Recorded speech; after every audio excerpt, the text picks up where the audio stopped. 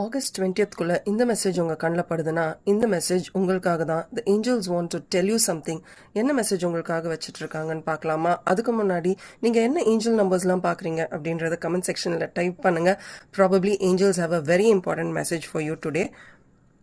Wow, compromise.